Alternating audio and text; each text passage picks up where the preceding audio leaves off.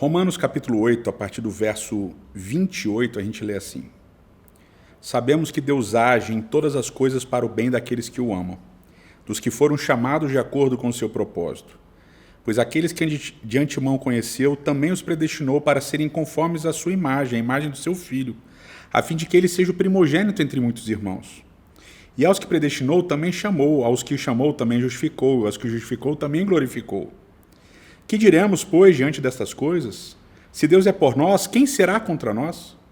Aquele que não poupou seu próprio Filho, mas o entregou por todos nós, como não nos dará juntamente com ele de graça todas as coisas? Quem fará alguma acusação contra os escolhidos de Deus?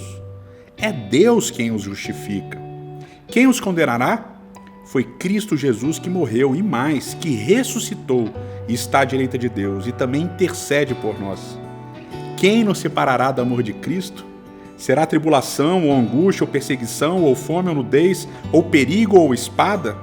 Como está escrito: por amor de ti enfrentamos a morte todos os dias. Somos considerados como ovelhas destinadas ao matadouro. Mas em todas estas coisas somos mais que vencedores, por meio daquele que nos amou. Pois estou convencido de que nem a morte, nem a vida, nem anjos, nem demônios, nem o presente, nem o futuro, nem quaisquer poderes, nem altura, nem profundidade, nem qualquer outra coisa na criação será capaz de nos separar do amor de Deus que está em Cristo Jesus, nosso Senhor. Se você notar aqui no meio desse trecho todo lindo de Romanos capítulo 8, Paulo cita exatamente o capítulo 44 do livro de Salmos, o verso 22. O trecho em que o salmista diz que eles são como ovelhas levadas ao matadouro. E esse verso ele parece estar meio deslocado, porque no Salmo 44 o salmista está reclamando. Ele está dizendo que Deus os abandonou, ele está dizendo que Deus não escuta mais a voz deles, apesar deles estarem cumprindo a aliança. Parece que Deus trouxe todas as maldições da aliança sobre o povo, apesar do povo não ter se distanciado dele. Justamente porque a ideia de aliança, esse balanço da aliança, é a ideia de que se há obediência, há cuidado de Deus. Se há desobediência, há punição de Deus. E aí Paulo, no meio desse texto que fala do infinito amor de Deus, ele cita esse salmo. Por que ele cita esse salmo? Ou melhor, qual a explicação que Paulo está dando para o Salmo 44? A explicação na minha cabeça parece bem interessante. Primeiro, Paulo está dizendo que nada, nem a aparente distância de Deus, nem a perseguição, nada pode nos separar do amor de Deus. O amor de Deus é maior que todo e qualquer sofrimento que a gente possa passar.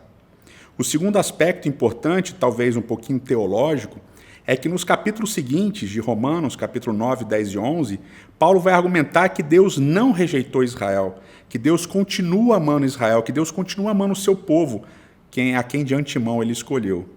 E por fim, o argumento mais importante que Paulo está fazendo ao citar o Salmo 44 é o seguinte: que mesmo que a gente sofra, que mesmo que a gente seja perseguido, que mesmo que apareça para os outros, como no caso dos amigos de Jó, mesmo que aparente para os outros que Deus nos esteja punindo, isso pode não ser verdade, porque Deus, no amor dele, ele ama tanto os que sofrem quanto aqueles que estão bem. O amor de Deus não faz distinção de pessoas. E ainda que apareça ou que pareça que a gente está sofrendo por causa de alguma coisa que a gente talvez tenha feito, pode ser que a gente não tenha feito nada, porque Deus continua nos amando ainda assim. Esse é o infinito e insondável amor de Deus.